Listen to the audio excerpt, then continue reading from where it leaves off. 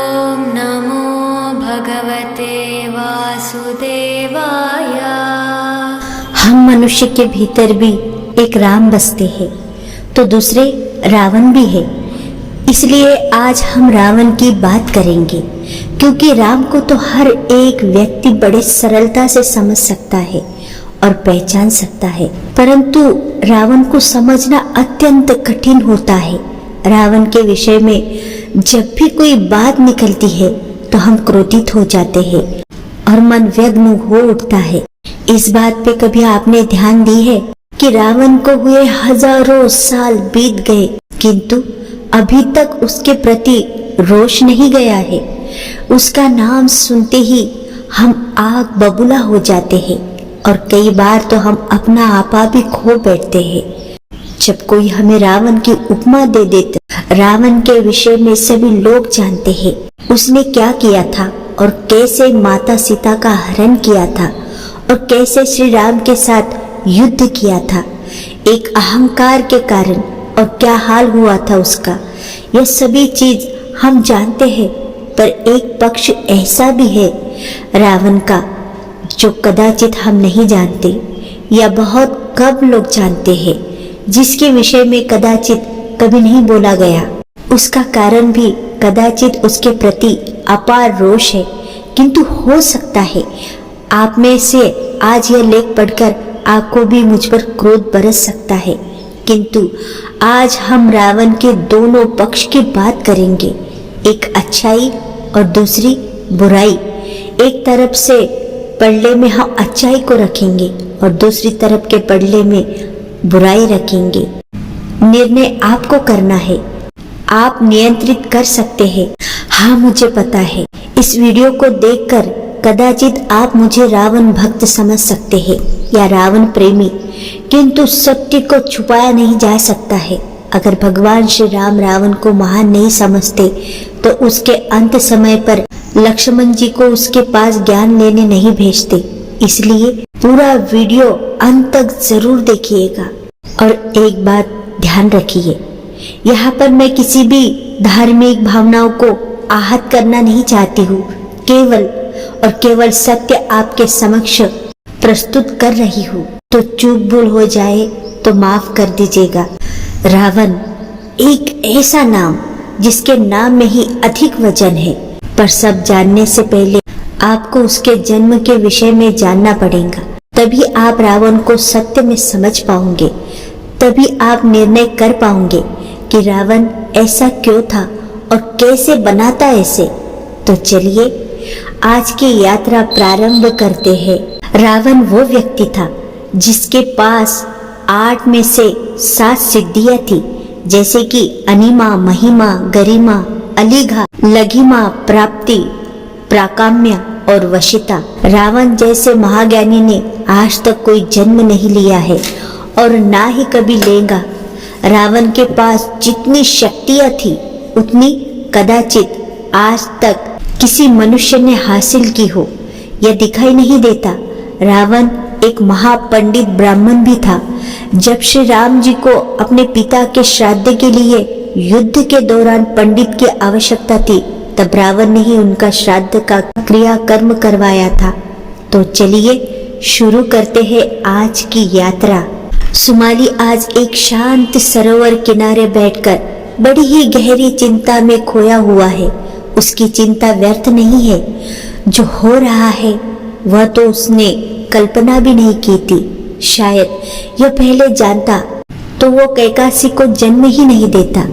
भगवान ब्रह्मा जी के शब्दों से याद आ रहे हैं बार बार, हे सुमाली, मैं तुम्हें तुम्हारी तपस्या से प्रसन्न होकर तुम्हें वरदान देने आया हूँ, तो यथा योग्य मांगो। तब मैंने मांगा, ब्रह्मदेव, अगर आप सच में प्रसन्न हैं तो मुझे अद्भुत संतान हो ऐसा वर दीजिए।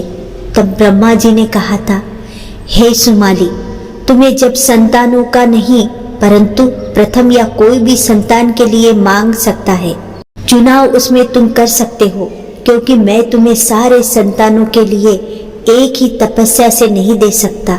अंततः तुम जो चाहते हो, पर सिर्फ एक ही संतान के लिए। तो हे ब्रह्मदेव, मुझे प्रथम संतान के लिए ही वर दीजिए। वह संतान ऐसी हो जिसकी कोई बराबरी न कर पाए, जो दिखने में सुंदर हो, बुद्धि में तेज हो, उसकी संतानें भी सर्वसमर्थ हो। तब ब्रह्मा जी तथास्तु बोले और प्रस्थान कर गए। उसके बाद कैसी का जन्म हुआ। मैंने चाहा था पुत्र होगा तो उसने ये सारे गुण आएंगे तो मेरे राक्षस कुल का नाम करेंगे, परंतु ये तो कन्या ने जन्म ले लिया, तो क्या ब्रह्मा जी का वरदान निष्फल होगा? नहीं, वरदान कभी भी निष्फल नहीं जाता। तो क्या कैकासी में ये सारे गुण आएंगे? अगर स्त्री में यह सारे गुण प्रधान बन जाए तो क्या क्या अनर्थ हो सकता है, यह मैं भली भांति जानती हूँ। सुमाली के बारे में अधिकतर विस्तार से अद्भुत रामायण में लिखी हुई कई बात यहाँ पर दी गई है। सुमाली यह नाम है। जो वह एक बुरा काम न करता तो आज रामायण हम लोग नहीं पढ़ते। सुमाली के कारण ही पूरी राम कथा का जन्म हुआ है, ऐसा भी हम नहीं कह सकते, पर यह बात निश्चित है कि वह सबसे बड़ा कारण रहा है। यह बात किसी भी रामायण में नहीं लिखी है, सिवा अद्भुत रामायण जो अगस्त्य मुनि द्वारा लिखी गई है। कौन था सुमाली? सुमाली एक राजा था और सबसे बड़ी बात वह कैकसी का पिता था। सुमाली ने अश्निवेग की गर्भवती पत्नी का हरण किया था, जिन्हें खोजने के लिए अश्निवेश ने विद्याधर निर्घात को पाताल लोक भेजा, जहां माली ने वृष से निर्घात का हृदय बेच दिया था। कैकसी अश्निवेग की हरण हुई गर्भवती पत्नी की पुत्री थी। कैकसी को यह ज्ञात नहीं था। कैकसी राक्षस वन की पुत्री थी और ब्रह्मा जी के वरदान के कारण अत्यंत रूपवान एवं गुणवान थी। वह एक दिव्य कन्या थी। सुमाली ने अश्निवेग की गर्भवती पत्नी का हरण किया था, जिन्हें खोजने के लिए अश्निवेग ने विद्याधर निर्घात पाताल लोक भेजा, जहां माली ने व्रज से निर्घात का हृदय बेच दिया। कैकसी अश्निवेग की हरण हुई गर्भवती पत्नी की पुत्र थी। कैकसी को यह ज्ञात नहीं था। कैकसी राक्षस वंश की पुत्री होने के कारण अत्यंत रूपवान एवं गुणवान थी। वह एक दिव्य कन्या थी, जिसके रावण भानुकर्ण जैसे महापराक्रमी पुत्र हुए। कैकसी रत्नश्रवा से विवाह नहीं करना चाहती थी। रत्नश्रवा विवाहित थे और उम्र भी ज्यादा थी। कैकसी केवल 13 वर्ष की थी। सुमाली के कहने पर रत्नश्रवा से विवाह किया। कुबेर सुमाली जानते थे कि दोनों राक्षस वंशीय होने के कारण संतान भी अत्यंत बलशाली होंगे, जिनसे लंका का वैभव मिलेगा। कुबेर भी रत्नश्रवा के पुत्र थे, किंतु वे बलशाली नहीं थे, कारण कुबेर की माँ दानव पुत्री थी। कैकसी पुत्र के बाबा अम्मा, ताऊ ताई, चाचा चाची, बुआ एवं उनके पुत्र पुत्रिया का उल्लेख पुराणों में नहीं मिलता है, जिनकी छत्र छाया बच्चों को सुरक्षा देती है।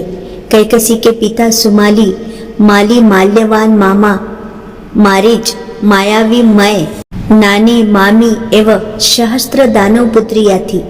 कैकसी के लिए इनकी आत्मा में जरा भी स्नेह नहीं था। उनका विवाह विश्रवा से हुआ, ना चाहते हुए भी सुमाली के कहने से करना पड़ा। कैकसी को 2 अनुज भाई मारीच और सुबाहु। कैकसी के विवाह के पश्चात ससुराल में जाने के बाद प्रथम संतान के रूप में महाशक्तिशाली रावण का जन्म हुआ। रावण के जन्म से ही ब्रह्मा जी ने बता दिया, हे पुत्री कैकसी, यह बालक सबसे ताकतवर बनेगा, परंतु उसका वध भी बहुत भयानक होगा। और बस क्या था, मैंने ठान ली कि नहीं, मेरा पुत्र अजय और अमर रहेगा, चाहे कुछ भी करना पड़े, पर अपने पुत्र को अमर बनाऊंगी। पर यह क्या पता कैकसी को कि वह अपने ही बेटे के लिए कब्र खोद रही थी। भविष्य रावण की मौत जन्म के साथ ही लिखी गई थी। यही तो विधाता है। कैकसी ने विधाता लड़ने को तय कर लिया था और अपने बेटे को सबसे ताकतवर बनाने के लिए उग्र तपस्या भी करी। अपनी तपस्या से उसने काली शक्तियां मांगी। कुछ दिन और बीते, फिर एक पुत्र का जन्म हुआ जिसका नाम कुंभकर्ण रखा गया। कुंभकर्ण के बाद विभीषण का जन्म हुआ। उसके पश्चात 2 पुत्र का जन्म हुआ, खर और दूषण। उसके बाद एक पुत्र हुई कुंभालिनी। शूर्पणखा का जन्म हुआ। कैकसी खुद वरदानी थी और खुद एक काली शक्तियों की अधिपत्र थी। उनके सभी बच्चे बहुत ही ताकतवर थे। एक दिन नारद मुनि ने भेंट की कैकसी से तो जाना कि रावण का वध तो भगवान श्री हरि विष्णु के हाथों लिखा है। बस फिर क्या था, उसने ठान ली उससे बचाने की। रावण जन्म से ही परम शक्तिशाली था।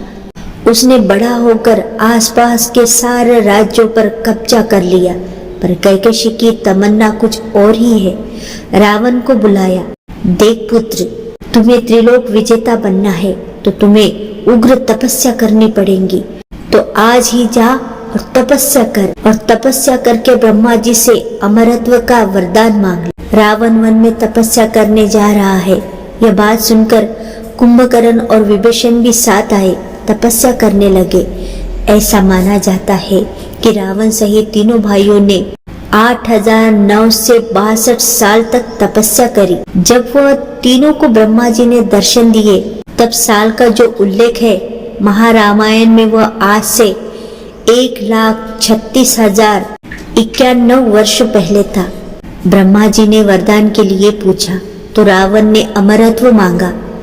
हे प्रभु, मुझे अमरत्व प्रदान करे। तब ब्रह्मा जी बोले, वत्स, अमरत्व मैं नहीं दे सकता तो तुम कोई और वरदान मांगो। रावण ने कहा, हे ब्रह्मा जी, अगर आप अमरत्व नहीं दे सकते तो मुझे ऐसा वर दीजिए कि मैं ना दानव से मरूं, ना देवों से मरूं, ना मैं असुरों से मरूं और ना मैं दैत्यों से मरूं। तो ब्रह्मा जी ने कहा, हे वत्स, क्या तुम्हें मनुष्य से सुरक्षा नहीं चाहिए, पशु से सुरक्षा नहीं चाहिए? तो रावण ने कहा, हे ब्रह्मा, उन लोगों की तो मैं गिनती ही नहीं करता। जब मैं देवों में दानव, असुर, गंधर्व इत्यादि से नहीं मारा जा सकता तो उसकी चिंता क्यों करूं? ब्रह्मा जी ने तथास्तु बोल दिया और कुंभकर्ण के पास आकर बोले, वत्स, तुम्हें क्या चाहिए? तो कुंभकर्ण मांगना चाहता था इंद्रासन, परंतु देवों ने सोचा अगर यह विशाल काया खाता रहेगा तो पूरी सृष्टि के लिए अन्न नहीं मिलेगा। इसलिए माता सरस्वती उसकी जुबान पर बैठ गई और बुलवा दिया निद्रासन, और ब्रह्मा जी ने तुरंत तथास्तु बोल दिया। तब कुंभकर्ण को ख्याल आया कि क्या मांग लिया, तो पछतावा किया। तो ब्रह्मा जी ने हर 6 महीने के बाद जागृत करने का वर दिया। फिर आए विभीषण के पास। तो विभीषण तो पहले से ही विष्णु भक्त, तो मांगा मेरी विष्णु भक्ति में कोई कमी ना रहे और उनके दर्शन हो। ब्रह्मा जी ने तथास्तु कहकर विदा ली। तब तीनों भाई लंका वापस आए और सारा वृत्तांत माता कैकसी को सुनाया और खुश किया। कैकसी अब दशानन से मिली। तब उसने पूछा, पुत्र, क्या तुमने अमरत्व पाया? तब रावण ने उत्तर दिया, नहीं माता, पर अमर हो ही गया हूँ। मैंने ऐसा वरदान मांगा है, न देवता, न गंधर्व, न यक्ष मुझे मार सकता है। तो आप ही बताओ, हुआ ना अमर मैं? कैकसी सोचकर क्रोध से बोली, मूर्ख, ब्रह्मा ने तुम्हें मूर्ख बनाया है। उसने मनुष्य और पशु तो रह ही गए। तब रावण हंसकर बोला, माता, मैं तो उनकी गणना भी नहीं करता, तो आप व्यर्थ ही परेशान ना हो। तो कैकसी बोली, मूर्ख, मैं तुम्हें सबसे शक्तिशाली बनाना चाहती हूँ। जो तूने ब्रह्मा से नहीं मांगा वह अब महादेव की तपस्या कर और अमरत्व मांग, तभी मेरे मन को शांति होगी। जा, शीघ्र जा और महादेव की तपस्या आरंभ कर। वह बहुत भोले हैं, तुरंत मांगा हुआ दे देते हैं। जा और जा तपस्या कर। और रावण जिसके 10 दिशा थे चला जंगल की ओर महादेव को प्रसन्न करने। रावण ने कई हजारों साल तक तपस्या करी, पर महादेव ऐसे प्रसन्न कहाँ होने वाले थे। तब रावण ने सोचा, शायद मेरे भीतर सभी अवगुण भरे पड़े हैं, इसी कारण से महादेव प्रसन्न नहीं हो रहे। तो उसके लिए उसके विकार युक्त यह 9 मस्तक शिव जी को समर्पण कर देता हूँ। ऐसा सोचकर रावण ने अपने 9 विकारों से युक्त काम, क्रोध, लोभ, मोह, द्वेष, ईर्ष्या, लालच, स्वार्थ और अहंकार भरे 9 मस्तक की अग्नि में आहुति दे दी और शिव जी प्रकट हो गए। पर समस्या वही खड़ी हुई। रावण तो अब सभी विकारों से मुक्त हो चुका था, तो शिव जी से वरदान भी क्या मांगता। तो उसने वरदान मांगा कि उसको भगवान शिव का सबसे बड़ा भक्त होने का वरदान दे, और ऐसा ही हुआ। पर लक्ष्य अधूरा ही रहा था। मांगना था अमरत्व का वरदान और मांग लिया कुछ और। ऐसा ही होता है जीवन में। जब हम स्वार्थ में होते हैं, विकारों से युक्त होते हैं, तो बहुत कुछ चाहते होते हैं, और जब विकार नहीं रहते तो कोई चाह नहीं होती। रावण पूर्णतया बदल चुका था, क्योंकि वह विकारों से मुक्त था और शिव जी का सबसे बड़ा भक्त जो बन गया था। पर यही भक्ति अगर अहंकार बन जाए तो? ठीक ऐसा ही हुआ रावण के साथ। भक्ति ही उसका सबसे बड़ा अहंकार सिद्ध हुआ। उसी अहंकार में उसने कई अधर्म किए। प्रथम तो मंदोदरी से अधर्म के माध्यम से विवाह रचाया, और मंदोदरी स्वयं पतिव्रता नारी थी, तो उसने भी पतिव्रता का पूर्णतया पालन किया। उसने अपने पति के अधर्म भरे कृत्यों को देखकर कई बार समझाने का प्रयास किया, किंतु जब कोई इंसान अहंकार की चरम अवस्था में होता है तो उस पर कोई प्रभाव नहीं होता है, और मंदोदरी को उनके जीवन पर संकट दिखाई देने लगा। तब उन्होंने चंद्रलोक जाकर अपने पतिव्रत धर्म के माध्यम से अमृत प्राप्त किया। पर समस्या यह थी कि रावण एक मृत्यु लोक का वासी था, तो अमृत किसी भी मृत्यु लोक वासी को ग्रहण नहीं होता, तो कैसे करे उन्हें अभय। तब विभीषण से सहायता मांगी, तो विभीषण ने रात में रावण के निद्रावस्था में ही उसकी नाभि में वह अमृत कलश स्थापित किया था। रावण में कई बुरे संस्कार थे, और क्यों ना हो, बदले की भावना से उसकी उत्पत्ति जो करी थी कैकसी ने, पर अपने परिवार के प्रति हमेशा निष्ठावान रहा। उसने अपने राज्य को स्वर्ण का बनाया, तो इसका अर्थ स्पष्ट है कि राजा अच्छा और ईमानदार भी है, तभी तो स्वर्ण की लंका हो सकती थी। रावण ने कभी भी अपनी प्रजा पर कोई अत्याचार नहीं किए थे और अपनी प्रजा का संपूर्ण ध्यान रखा था। ऐसे में एक समय उसकी भेंट अपने पितामह पुलस्त्य मुनि से हुई, तो उसके माध्यम से पता चला वह पिछले जन्म एक जय और विजय नाम से भगवान विष्णु के द्वारपाल थे, और एक श्राप के कारण उन्हें भक्त के रूप में 7 जन्म, और अगर शत्रु के रूप में जन्म लेते हैं तो 3 जन्म लेने होंगे। यह बात बताई तो रावण ने सोचा, प्रथम जन्म में तो विष्णु से शत्रु भाव रखा था हिरण्यकश्यप के अवतार में, तो इस बार भी उनसे शत्रुता रखेंगे। तब जाकर उसने पता किया उनको मारने के लिए स्वयं विष्णु ने श्री राम के रूप में जन्म लिया है, तो उन्हीं से शत्रुता करना चाहिए। तब उसे मौका मिला जब ऋषि विश्वामित्र यज्ञ कर रहे थे। उसने ताड़का और मारीच सुबाहु के माध्यम से आतंक फैलाया, पर शत्रुता श्री राम से नहीं हुई और दोनों मारे गए, और मारीच दूर जाकर जीवन बिताने लगा। तब अचानक उसे एक बड़ा मौका हाथ लगा, जब शूर्पणखा के नाक काटी गई। और क्या था, उसने मौका ले लिया और कर लिया हरण सीता जी का, ताकि कोई गुंजाइश ही ना रहे श्री राम के हाथों उसके अंत का। रावण जब भी कोई युद्ध करने जाता था तो स्वयं अकेला ही जाता था, कभी सेना नहीं ले जाता था। पर जब श्री राम से युद्ध हुआ तो वह स्वयं नहीं गया और अपने सभी परिवार वालों की मुक्ति की योजना बना ली और एक एक करके सभी की मुक्ति करा दी।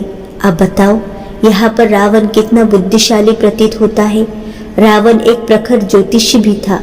रावण सभी अस्त्र शस्त्र की विद्या में भी निपुण था।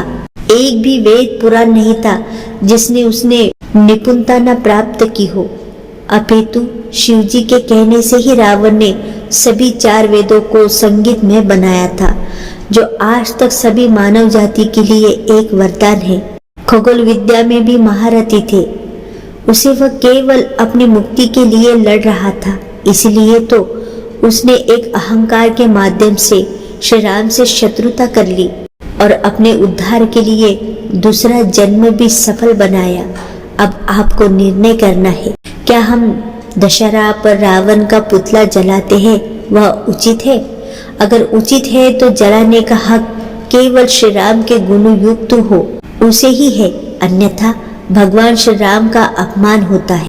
रावण को तो श्री राम ही मार सकते हैं, तो राम जैसे गुण हो तभी रावण के पुतलों का दहन करना, अन्यथा नहीं। आशा करती हूँ आपको आज का ये वीडियो पसंद आया हो, तो प्रेम से बोले हरे राम हरे कृष्ण हरे कृष्ण हरे कृष्ण।